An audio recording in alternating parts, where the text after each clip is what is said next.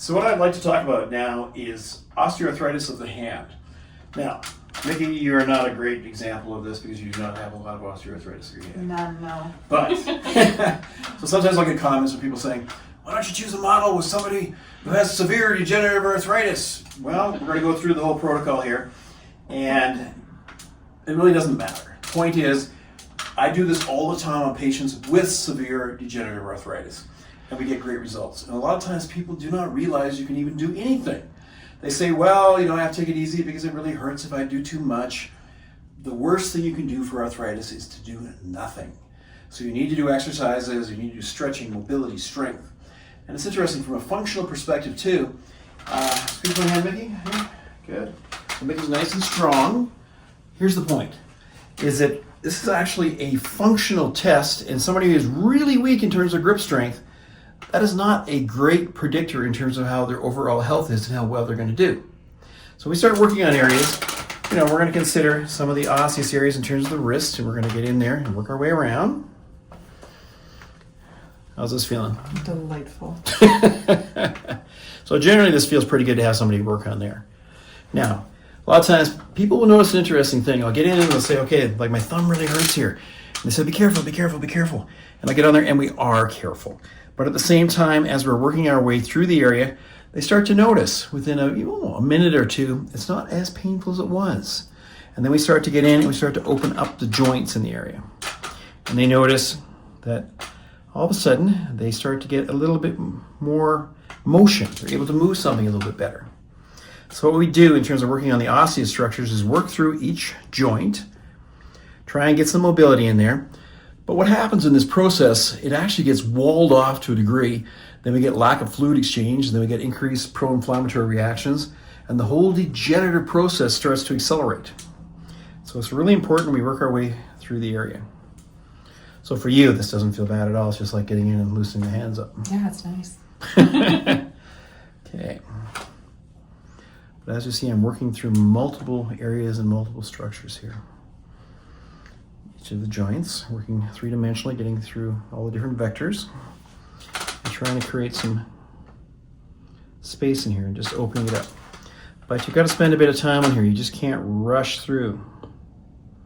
How's that feeling? Really good. Good. So we work through each one of the fingers and the wrist and in each areas. Now, good.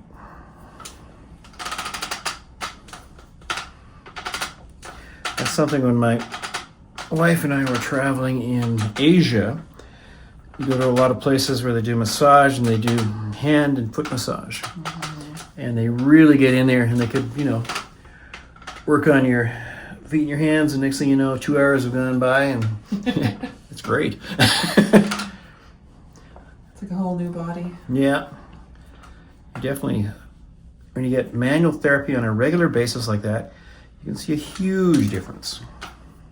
Okay, so it's not just a matter of the hands though, too. In terms of soft tissue, I'm gonna work my way down your arm here a little bit. Doing okay there? Oh yeah.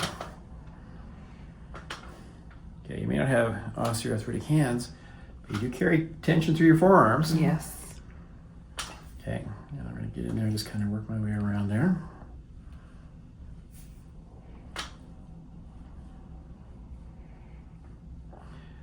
Now, on a side note here, what's really interesting is when people will come in and they may have a nerve entrapment syndrome, it may be carpal tunnel syndrome, radial nerve involvement, ulnar nerve involvement. If we were to just work in a localized area, it could be effective to a certain degree, but quite often you'd have to work the whole pathway of that nerve right from the neck down through the shoulder, and the results would be quite different. Years ago, they said that if you have carpal tunnel syndrome and you just get manual therapy, there's about an 85% chance in the future you'll need surgery. And then they started working the whole length of the nerve, and they completely reversed it, where the research showed there's about a 15% chance you'll ever need surgery. So it's a good thing to keep in mind. Okay. And then you also want to work besides the flexors, the extensors. So I want you to understand, when I work all the muscles here, this is going to have a massive effect on hand strength and your ability to move. A lot of times when people get to a certain age, they'll say, I've lost a lot of my grip strength, and they're quite surprised when we work on these structures that all of a sudden a lot of that grip strength starts to come back again. They can open doors easier, they can open cans. And when they come into the room and I shake their hand, all of a sudden, lo and behold, they're much stronger. But this will also involve them doing exercises on a regular basis. But while we're here, I want to show you a few acupuncture points. We'll do some acupressure on these points because that can have a huge effect also. So let's go over a few acupuncture points here. Let's go over PC7. This is on the anterior of the wrist, and this is between the tendons of the palmaris longus and flexor carpi radialis. Now, Mickey just happens to be an ideal model on this one. Why don't you tighten up your wrist there? Okay. So this one popping out right here, this is the tendon of the palmaris longus, and then I'm just going to go on the radial side of that to about right in there. Is that tender at all there? Not too bad. Not too bad? Okay. So I'd be on here for, let's say a minute to even a maximum of 3 minutes if I found this was quite tight and restricted there. But that still feels okay? Yeah. There.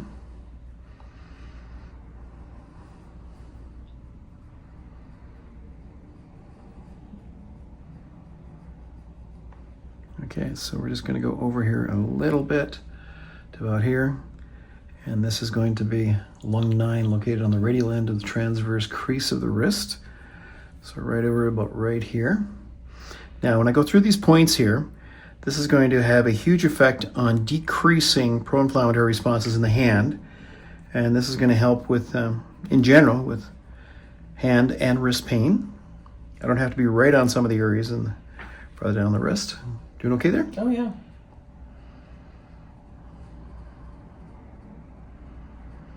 Okay.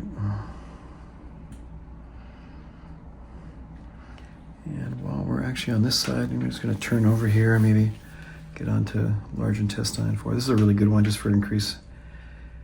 Working on the entire area. That's a bit more tender, isn't it? I can feel the restriction there. Good. So I move it all around, going clockwise, counterclockwise. Maybe I'll just get in there and work it out a little bit there too. You okay? Oh, yeah. It's tender. You can tell it's tight. And if I want to move up a little bit and get more towards your anatomical snuff box there. Okay, take it down, about right there. Oh.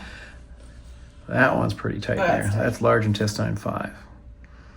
And this one is very important in terms of hand pain.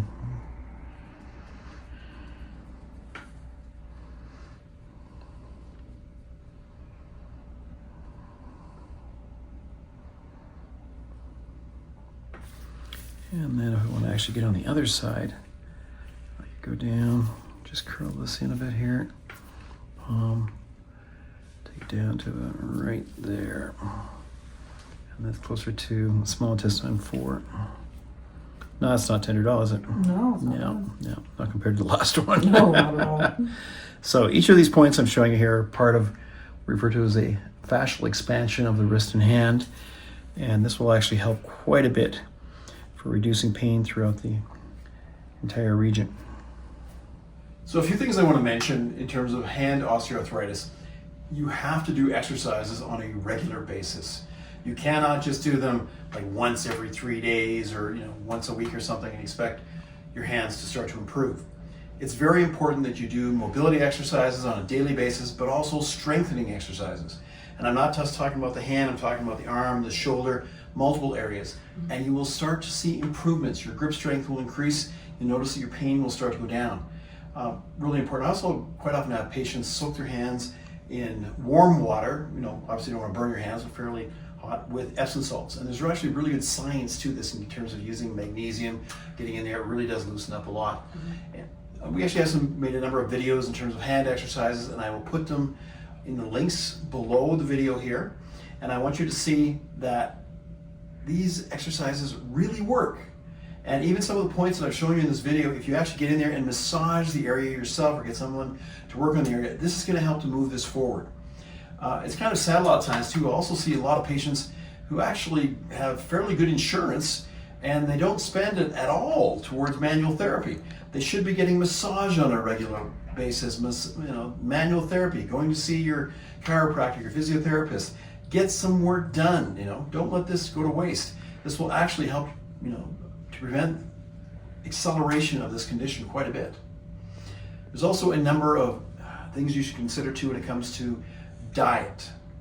And make sure you're not driving an inflammatory reaction in your body. The more processed your food is, the more inflammation you're going to see in your body.